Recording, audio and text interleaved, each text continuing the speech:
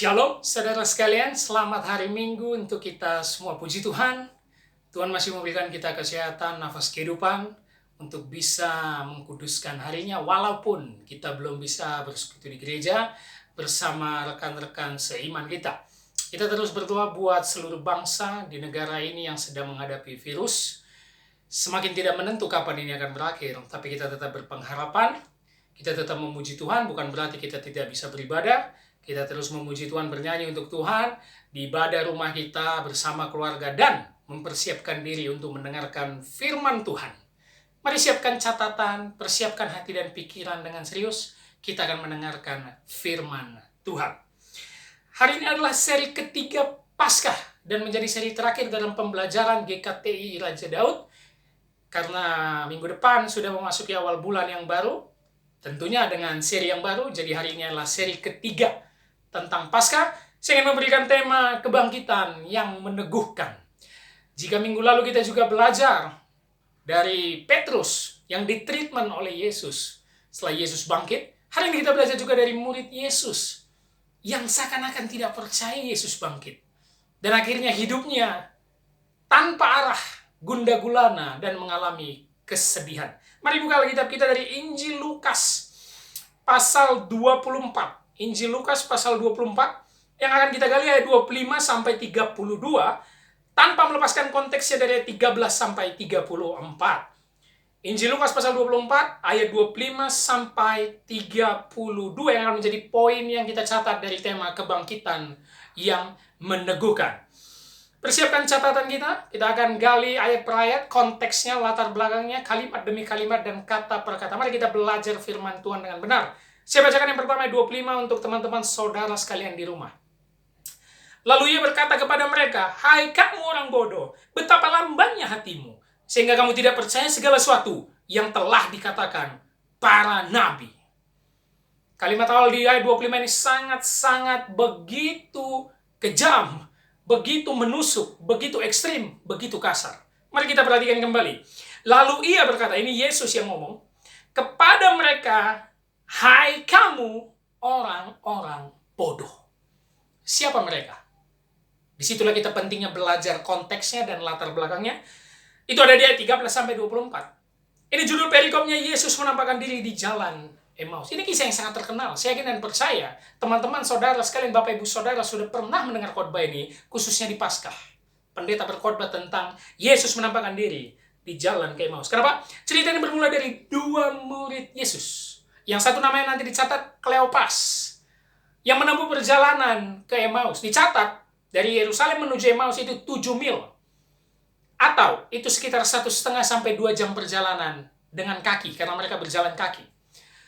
Dan ketika sambil berjalan mereka memperbincangkan, nanti teman-teman sendiri baca 13 sampai 24-nya, itu latar belakangnya. Apa yang mereka perbincangkan?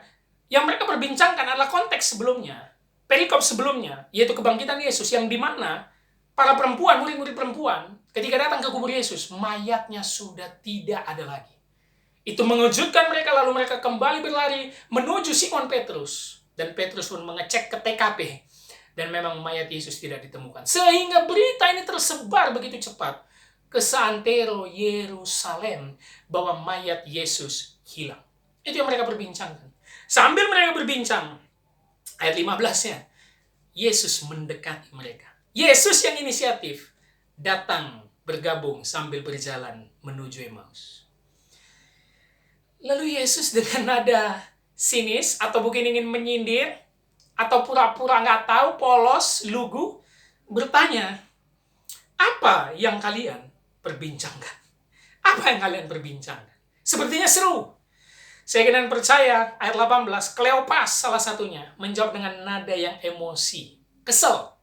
Dia berkata, "Adakah engkau satu-satunya orang asing di Yerusalem yang tidak tahu apa yang terjadi?" Ayat 18. Seakan-akan dia mau bilang, "Lu anak mana? Gak tahu cerita ini. Cerita ini paling populer sekarang." Kita lihat jawaban Yesus ayat 19, kalimat awalnya. Apa itu? Lagi-lagi kita melihat Yesus ini men-treat orang memang caranya cukup unik. Dia merasa lugu dan pura-pura gak tahu aja. Dia berkata, "Apa itu?" Lalu mulai mereka menjawab, "Yesus orang Nazaret, nabi yang berkuasa, tapi dia ditangkap. Dia dihukum mati dan dia disalib. Ayat 21 dengarkan, 21. Padahal kami dahulu mengharapkan bahwa dia yang membebaskan bangsa Israel. Selama perbincangan kedua murid menuju Emmaus, mereka diliputi rasa sedih, kecewa, gundah gulana, kebingungan. Karena guru mereka yang agung, Yesus Kristus, mati dan mayatnya entah kemana. Karena guru yang selama ini mereka ikutin 3,5 tahun, pengajar yang sangat hebat, melakukan banyak mujizat, ternyata mati juga sama seperti manusia lain. Mayatnya malah hilang, mungkin dicuri. Mereka sedih, kecewa. Makanya kalau teman-teman perhatikan, di ayat 14, 15, 16, ketika mereka bercakap-cakap itu, ayat 16, di ayat kalimat awal, ada yang menghalangi mata mereka sehingga mereka tidak dapat mengenal dia. Kenapa? Karena kedua murid ini diliputi rasa sedih, kecewa, kebingungan, gundah gulana. Karena mereka tidak tahu Yesus kemana. Satu, karena mereka tahu ternyata Yesus juga mati, tidak memberi pengharapan kepada mereka. Sehingga ketika Yesus datang kepada mereka, mereka tidak mengenalnya. Mata hati mereka tertutup oleh kekecewaan diri mereka sendiri. Mata hati mereka tertutup oleh rasa stres di diri mereka sendiri. Sehingga tidak mengenal Tuhan. Itu yang terjadi juga di antara kita. Ketika kita kecewa yang berat, stres dan putus asa, kita sangat jauh dan tidak mengenal Tuhan lagi. Mata hati mereka tertutup. Mereka tidak tahu. Dan mereka memang memiliki pemahaman yang salah. Mereka pikir Yesus mengajar 3,5 tahun, datang ke dunia sebagai Mesias, untuk membebaskan mereka dari penjajahan Romawi. Bukan itu misi Yesus. Misi Yesus bukan membebaskan Israel dari Romawi. Misi Yesus membebaskan umat pilihannya dari belenggu dan penjajahan dosa. Tugas Mesias bukan membebaskan Israel dari penjajahan Romawi. Tugas Mesias, Kristus, orang yang diurapi, untuk membebaskan umatnya dari penjajahan dosa. Mereka sedih, mereka kecewa, tidak berpengharapan, karena guru mereka yang agung yang selama ini mereka ikuti sudah mati dan mayatnya hilang. Dikonfirmasi mereka bahwa ayat 24, teman kami, teman perempuan sudah mengecek ke sana, dan betul, mayatnya hilang. Itulah yang melandasi teguran keras Yesus di ayat 25. Hai kamu orang bodoh. Sangat tegas, keras, dan sedikit kasar. Hai kamu orang bodoh. Betapa lambannya hatimu. Kenapa? Karena selama pelayanan Yesus 3,5 tahun, dia sudah berulang kali berkata, anak manusia harus ditangkap, menderita, disalibkan, mati, dikuburkan, dan pada hari ketiga akan bangkit. Itu berulang kali Yesus katakan kepada murid-muridnya. Berulang kali. Tapi ketika kejadian, mereka sama sekali tidak mengingat perkataan itu. Makanya dikatakan, lamban hatimu karena engkau bodoh. Kenapa kau begitu bodoh dan lambannya hatimu? 3,5 tahun aku berulang kali berkata itu. Bahwa anak manusia akan menderita, disalibkan dan mati. Tapi dia akan bangkit. Kenapa kau malah tidak berpengharapan? Kenapa kau putus asa? Kenapa kau sedih dan kecewa? Betapa lambannya hatimu. Perhatikan kalimatnya. Sehingga kamu tidak percaya segala sesuatu yang telah dikatakan para nabi. Yesus ingin mengatakan, semua tentang Mesias bukan untuk membebaskan dari penjajahan Romawi. Tapi nabi-nabi yang ribuan tahun lalu, ratusan tahun lalu yang sudah bernubuat di perjanjian lama, untuk membebaskan dari belenggu dosa. Kita lihat apa yang sebenarnya dikatakan nabi, itu kelanjutannya di ayat 26. Bukankah Mesias harus menderita semuanya itu untuk masuk ke dalam kemuliaannya? Itulah nubuatan nabi-nabi ribuan tahun lalu di perjanjian lama. Ini semakin menguatkan kenapa Yesus menegur mereka dengan perkataan, hai kamu orang bodoh. Karena orang Israel pasti membaca perjanjian lama. Orang Yahudi wajib membaca kitab Musa, yaitu Kejadian sampai Ulangan, dan kitab para nabi, yaitu Yosua sampai Maliaki. Itu wajib mereka baca. Dan mereka sudah membaca ayat-ayat yang menubuatkan tentang Mesias. Tapi mereka tidak percaya. Makanya ditegur Yesus dengan kata bodoh dan lamban hatimu. Tidak mau belajar dan mengingat perkataan dan firman Tuhan itu. Nabi-nabi sudah mengatakan Mesias harus menderita. Garis bawah itu teman-teman. Harus menderita. Tidak ada pilihan. Harus menderita. Tapi penderitaannya untuk membuat dia masuk ke dalam kemuliaan. Apa itu kemuliaannya? Kemenangannya mengalahkan dosa. Kemenangannya dan dia bangkit untuk mengatakan bahwa kematian tidak lagi mengerikan. Siapa yang mati ditebus oleh Yesus Kristus Sang Juru Selamat dan Mesias, maka itu adalah kebahagiaan. Dia sudah mengalahkannya, itulah kemuliaannya. Apa poin pertama dari kebangkitan yang meneguhkan ini? Kebangkitan yang meneguhkan kebangkitannya, ini poin pertama untuk kita. Membuat kita harus percaya bahwa Mesias itu menderita. Juru selamat kita, Tuhan Yesus itu menderita. Nah, kalau Tuhan yang kita sembah saja, Yesus Kristus itu menderita. Kalau dia juru selamat yang menyelamatkan kita, menebus kita di kayu salib menderita, berlumuran darah. Kenapa orang Kristen tidak mau menderita? Kenapa orang Kristen lari dari masalah, takut sama penderitaan? Maksud dari saya penderitaan di sini bukan berarti hidupmu harus susah. Bukan berarti hidupmu harus memiskinkan diri, jual seluruh harta untuk Yesus. Bukan. Menderita di sini adalah syarat mengikut Dia. Apa itu? Sangkal dirimu, pikul salib. Itu poin pertama. Kebangkitannya meneguhkan kita untuk percaya Dia Mesias yang menderita. Kenapa? Karena zaman sekarang banyak orang Kristen, pendeta, dan gereja mengkhotbahkan bukan Mesias yang menderita. Gereja sekarang sudah tidak ubahnya seperti Gunung Kawi yang seluruh jemaat datang memohon agar seluruh doanya dikabulkan. Datang minta kekayaan, datang minta kesuksesan, datang minta diberkati berlimpah-limpah, datang supaya memiliki rumah, memiliki mobil, supaya diberkati bisnisnya, naik jabatan, naik gaji, dapat jodoh. Udah kayak Gunung Kawi. Kita ke gereja itu kerjanya minta, tapi ngelakuin perintah nggak pernah. Ini sangat berbahaya sekali. Dan malah pendeta juga mengkhotbahkan yang enak-enak. Apa itu? Ikut Yesus pasti kaya, ikut Yesus pasti senang, ikut Yesus tidak ada masalah. Jika kau memberi akan dilipat gandakan oleh Yesus, jabatanmu bakal naik, seluruh usahamu bakal sukses. Tidak. Karena ditulis di 25 dan 26, nabi-nabi menubuatkan juru selamat itu harus menderita. Bagaimana mungkin kita sekarang pengikutnya tidak memaknai kebangkitan Paskah untuk ikut ambil dalam penderitaan Dia? Sangkal diri dan pikul salib. Begitu banyak orang Kristen gampang menyerah karena tidak mengerti firman dengan benar. Karena mengikuti Yesus hanya pengen enaknya. Inilah poin pertama, supaya kebangkitan Yesus Paskah itu meneguhkan kita. Kita harus percaya Dia Mesias yang menderita. Maka kita juga ambil bagian dalam penderitaannya. Sangkal diri dan pikul salib. Jangan pernah menyerah. Jangan putus asa apapun sekarang masalahmu. Baik itu dalam pekerjaan, baik itu dalam usaha bisnismu, baik itu dalam jodoh, baik itu dalam perkawinanmu. Tidak ada kata menyerah. Sangkal diri dan pikul salib. Berat. Penuh air mata. Tersiksa. Tapi ingat, Tuhan yang kita sembah sudah dahulu mengalami itu. Pandang salib, itu kemenangan kita. Tidak ada yang lebih berat dari penderitaan Yesus Kristus. Penderitaan kita sekarang, itu receh, kata Yesus. Makanya kalau engkau menyerah, jangan-jangan kau bukan murid Yesus. Karena kau tidak mau mengikuti Dia yang menderita. Itu poin pertama. Kita lihat ayat 27, poin keduanya. Lalu Ia menjelaskan kepada mereka apa yang tertulis tentang Dia dalam seluruh kitab suci. Mulai dari kitab nabi-nabi, kitab Nabi Musa, dan kitab nabi-nabi. Dia mulai dari kitab Musa dan kitab nabi-nabi. Kitab Musa, Kejadian sampai Ulangan, kitab nabi-nabi adalah Yosua sampai Maleakhi, itu semua perjanjian lama. Karena pada konteks penulisan ini perjanjian baru belum ada.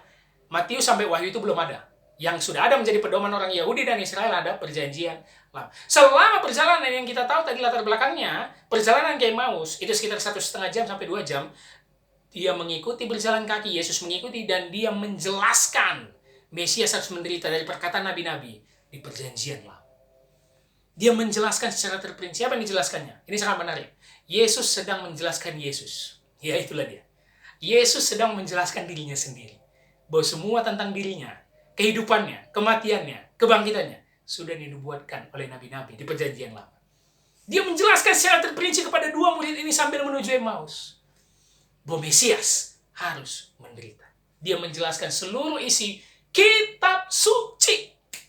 Poin kedua, kebangkitan yang meneguhkan kita, supaya kita percaya kepada kitab suci 100%. Kebangkitan Yesus membuat kita percaya penuh dan berpedoman kepada kitab suci. Ini pedoman hidup kita, ini pegangan hidup kita, nggak ada yang lain. Dia menjelaskannya semua dengan baik. Ini pelajaran penting juga bagi kita. Bagaimana mungkin sepanjang hidupmu sampai sekarang kau belum selesai membaca dari Kejadian sampai Wahyu. Itu sangat memalukan, teman-teman. Engkau bisa baca komik, bisa baca novel yang halamannya juga 1.000 sampai 2.000 halaman. Mungkin bisa kau selesaikan dalam waktu 2 minggu sampai sebulan. Bagaimana mungkin Alkitab Mungkin hidupmu sekarang sudah 17 tahun, 28 tahun, 30 tahun, 50 tahun, 60 tahun. Tidak habis membaca ini. Jangan-jangan engkau tidak merasakan kebangkitannya. Karena orang yang merasakan kebangkitannya akan diteguhkan bahwa kitab suci adalah pegangan hidupnya. Nomor 1 dalam hidup kita. Pemazmur berkata, firman-Mu pelita bagi kakiku dan terang bagi jalanku. Bagaimana mungkin engkau berani keluar rumah, beraktivitas, pergi ke kantor, tidak pernah baca ini? Jalanmu tidak akan terang, pasti gelap. Itu poin kedua. Kebangkitan yang meneguhkan kita untuk percaya kepada kitab suci. Fakta kebangkitan Yesus sudah saya khotbahkan di seri Paskah yang pertama. Ini mutlak untuk kita percayai bahwa dia Mesias yang harus menderita. Nah, ini yang menjadi kesalahan juga banyak hamba Tuhan. Kenapa membuat gereja menjadi gunung kawi, tempat sesembahan supaya kita meminta doa kita dikabulkan terus? Karena yang diajarkan pun tidak sesuai dengan kitab suci. Jika hamba Tuhan mau menundukkan diri untuk belajar kitab suci dengan benar, menggali kitab suci dengan benar, sebagaimana Yesus menjelaskan secara terperinci kepada 2 murid menuju Emmaus, selama 1,5 jam sampai 2 jam perjalanan, maka kita tahu ngikuti Yesus itu tidak gampang. Ngikuti Yesus itu pasti menderita. Ngikuti Yesus itu pasti sangkal diri dan pikul salib. Itu yang benar. Makanya bagi jemaat Tuhan, jangan asal amin, amin, amin. Janganlah. Dengarkan khotbah pendeta, catat dengan baik. Kalau tidak tahu, tanya kepada pendeta, ikuti Bible Study, ikuti PA. Cari gali kitab suci dengan benar. Jangan main-main. Karena kitab suci ini berotoritas untuk mengetahui bahwa dia adalah Mesias yang menderita. Itu poin kedua kita. Kebangkitannya meneguhkan kita untuk percaya kitab suci berotoritas penuh dalam hidup kita. Ayo teman-teman, back to Bible. Ini menjadi visi dari gereja yang kita rintis, GKT Raja Daud. Anak-anak muda, kita ada PA setiap Sabtu, kita sudah menggali satu kitab, ayat per ayat, sesuai konteks, dari bahasa aslinya, Ibrani dan Yunani, semua kita pelajari. Supaya kita mengerti bagaimana mengikuti Yesus dengan benar. Karena ke gereja bukan hanya soal penyembahan. Ke gereja bukan hanya soal kur. Ke gereja bukan soal tradisi hari Minggu. Ke gereja kita mengerti kitab suci ini mampu mengubahkan diri kita. Kitab ini berotoritas penuh mengubah kelakuan kita, memperbaiki kelakuan kita, menegur kita dengan tajam supaya kita berubah. Jika engkau malas membaca kitab suci, saya yakin dan percaya kehidupanmu engkau jalani dengan tatanan dunia. Apa itu? Yang penting hidup aman. Yang penting hidup sukses, ada pekerjaan, gaji cukup untuk masa depan istri dan anak, bisa punya rumah, bisa punya mobil, happy sampai tua. Itu tatanan duniawi. Itu tatanan duniawi. Karena mengikut Yesus, mengikut Mesias yang menderita, hidupmu nggak aman. Hidupmu nggak aman. Karena ketika kau mengikuti dengan benar, prioritasmu Tuhan, prioritasmu pelayanan, baru yang lain. Itulah pentingnya. Kebangkitannya meneguhkan kita untuk percaya penuh kepada kitab suci.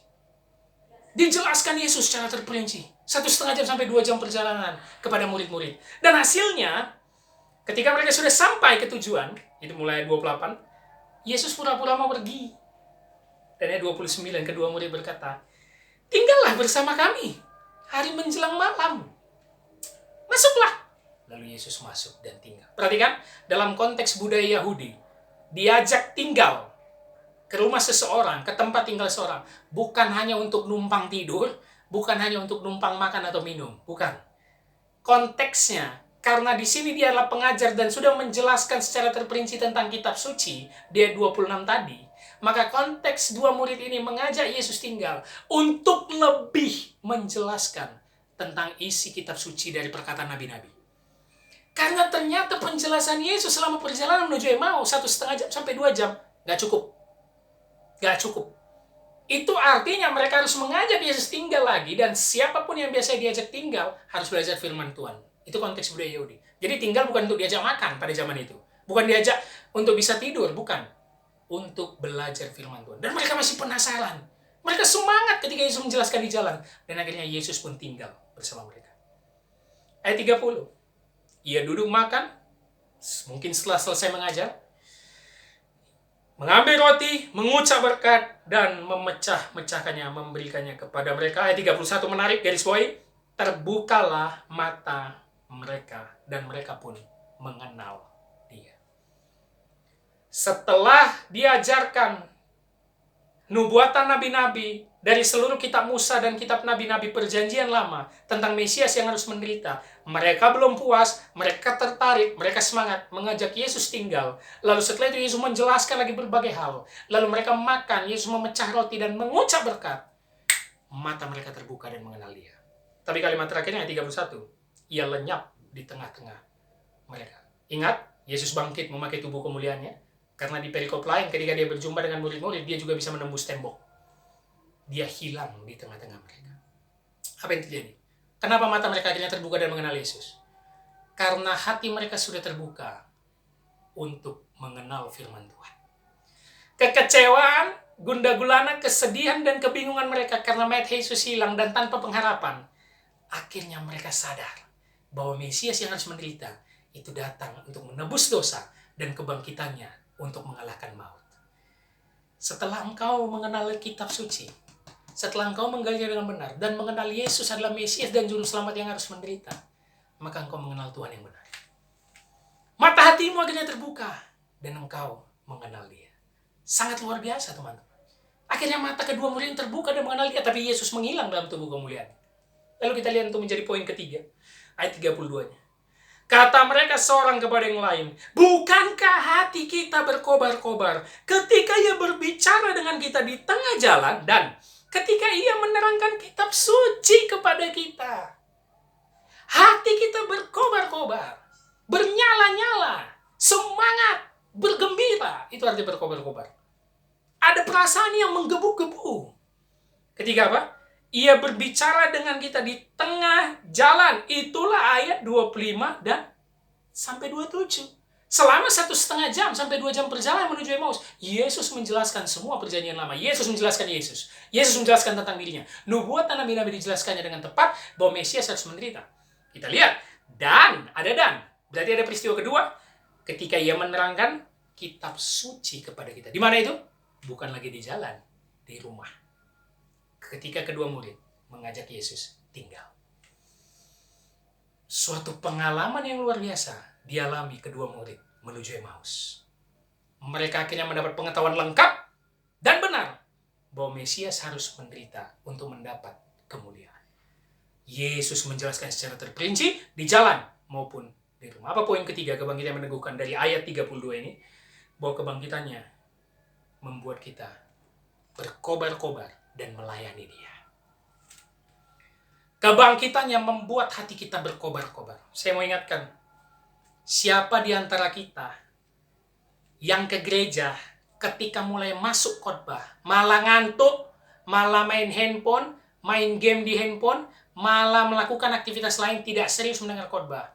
Saya yakin dan percaya, engkau tidak mengalami kebangkitan Yesus. Engkau tidak mengalami kebangkitan Yesus. Begitu banyak sekarang orang ke gereja hanya sekedar untuk nyanyi, pujian, penyembahan, angkat-angkat tangan, loncat-loncat, nangis-nangis, tapi begitu masuk khotbah, ngantuk, tidur, main handphone, main game, cuek.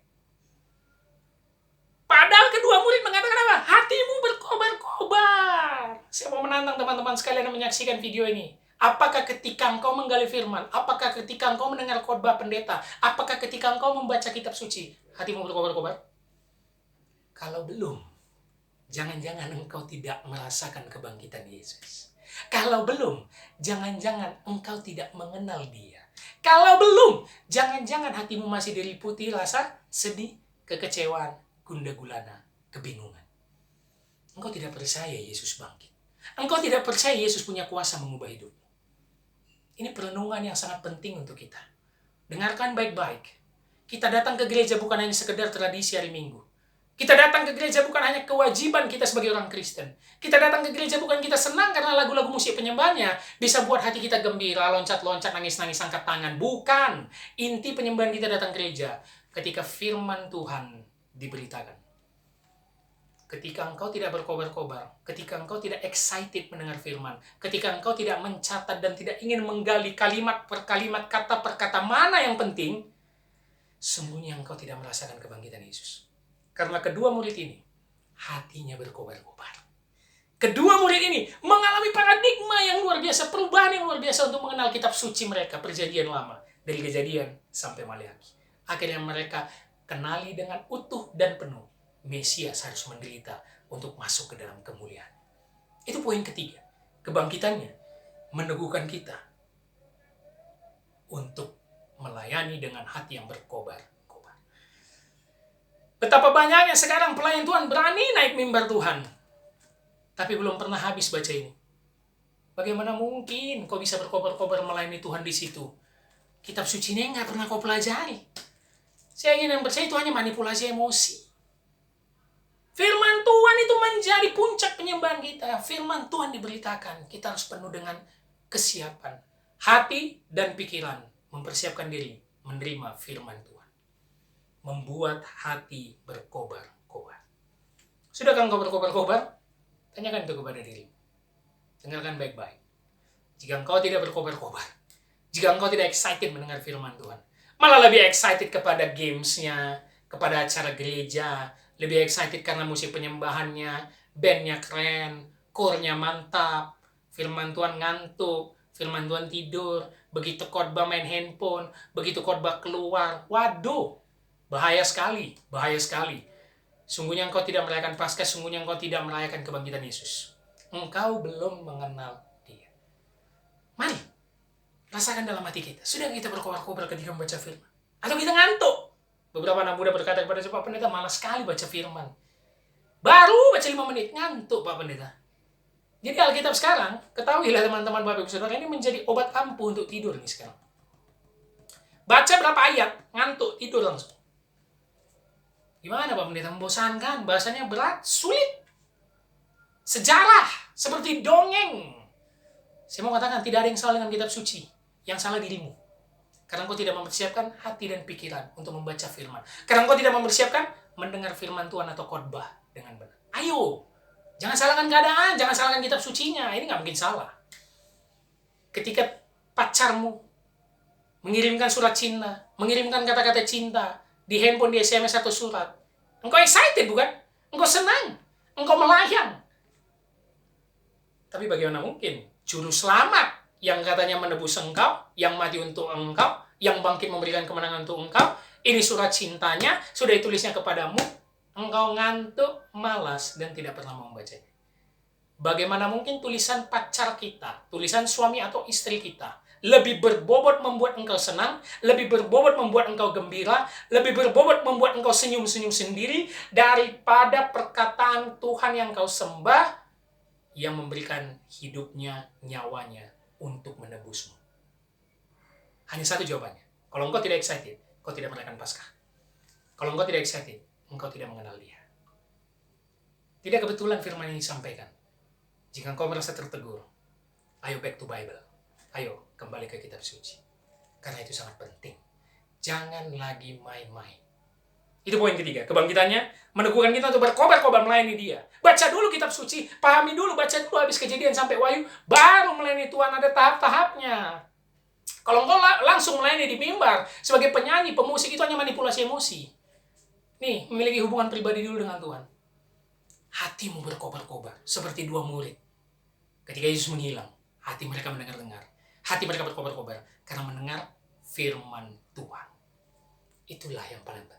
Kebangkitan yang meneguhkan yang pertama, membuat kita percaya bahwa juru selamat kita, Tuhan Yesus Kristus, harus menderita.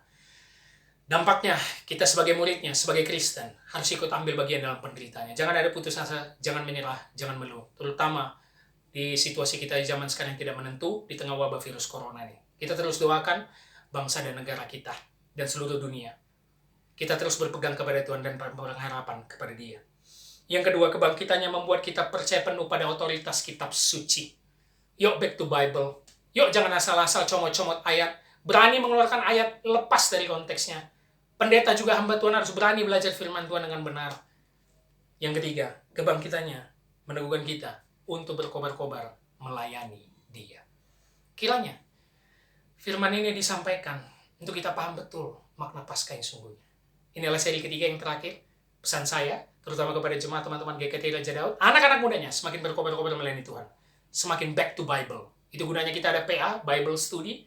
Kita mendalami Alkitab dengan benar, supaya kita bisa melayaninya dengan benar. Jangan melayani Dia tanpa pahami ini dengan benar. Pahami dulu kitab suci dan firman dengan benar, baru berani melayani Dia.